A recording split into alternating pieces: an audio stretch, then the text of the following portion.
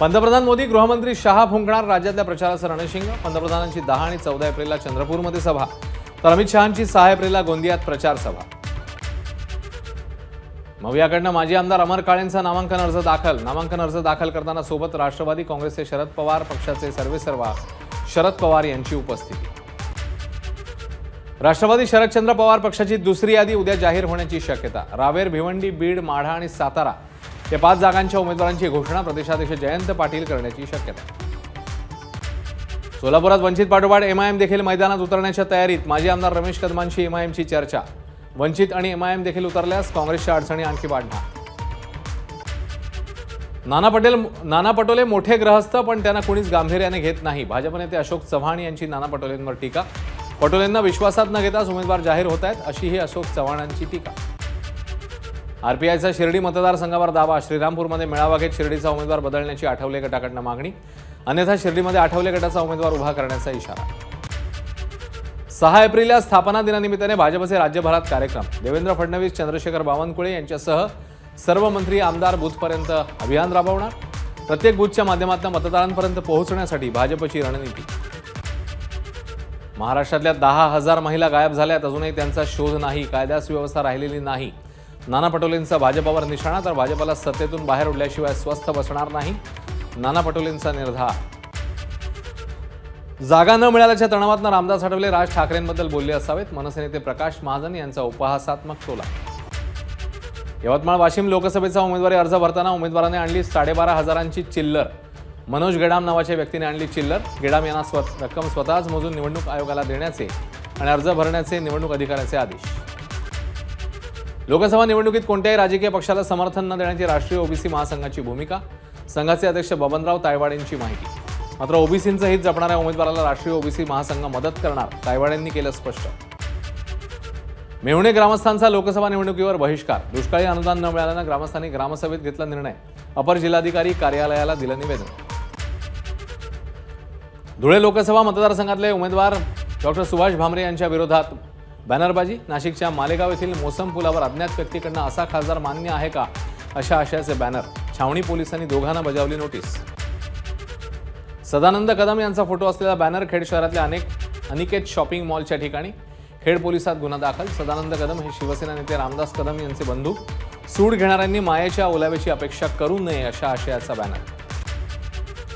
पुढील 2 दिवसात महायुतीच्या 48 जागा जाहीर होणार, मंत्री उदय सामंत यांची माहिती। रारचे उमेदवार दिनेश बोब यांच्या प्रचारार्थ बच्चू कडू यांनी घेतला कार्यकर्ता मेळावा। मेळाव्यात राणा दाम्पत्यावर टीका। 2 कोटीच्या गाडीत फिरायचं आणि 17 रुपयांची साडी द्यायची। 17 रुपयांच्या साडीने मतपरिवर्तन होऊ शकत नाही, बच्चू कडू यांची टीका।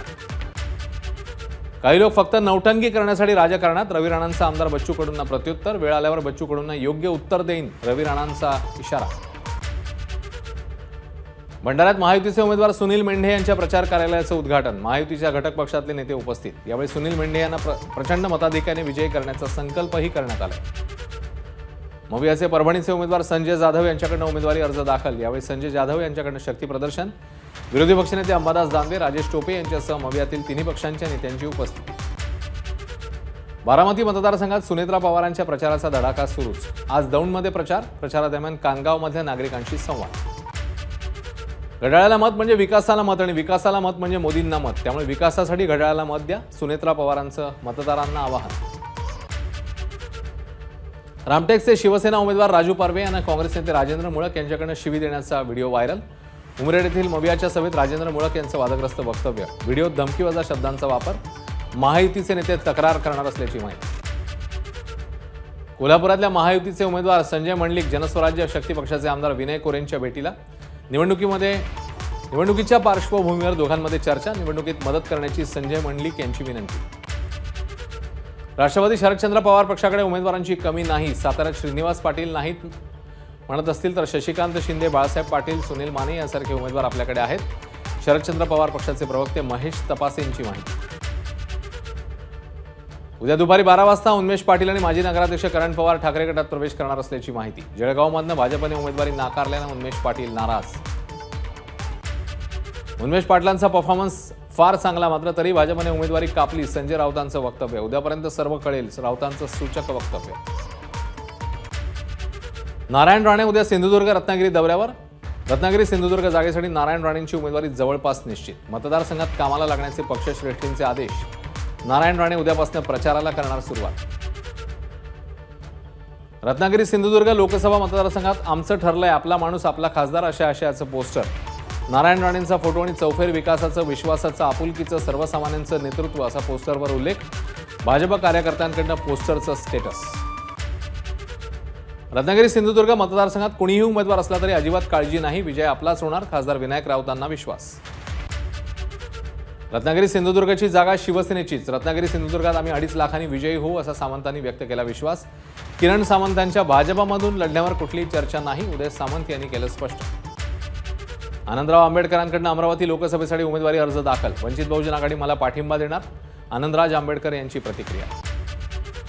शिंदे गटाच्या अनेक खासदारांचं तिकीट कापलं जाणार. मिंदे गटाचे नेते गद्दार आहेत, ते कुणाचेच होऊ शकत नाहीत, आदित्य ठाकरेंची टीका.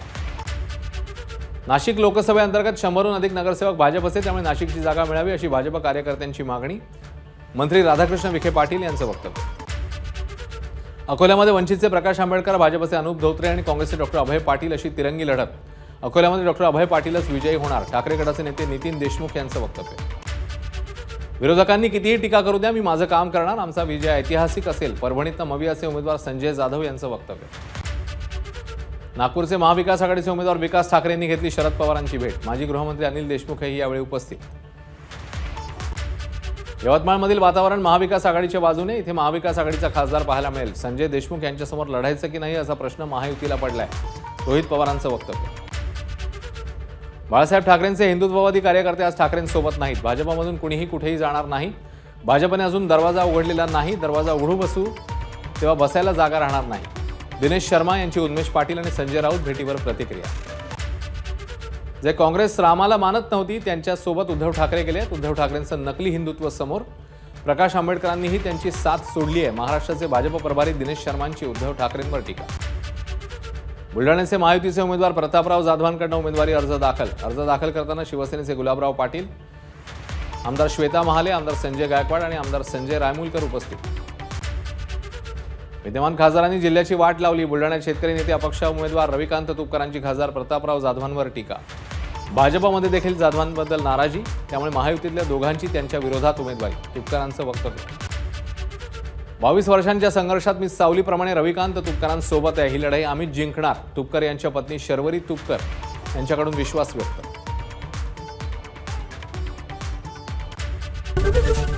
एबीपी माझा, उघडा डोळे बघा नीट.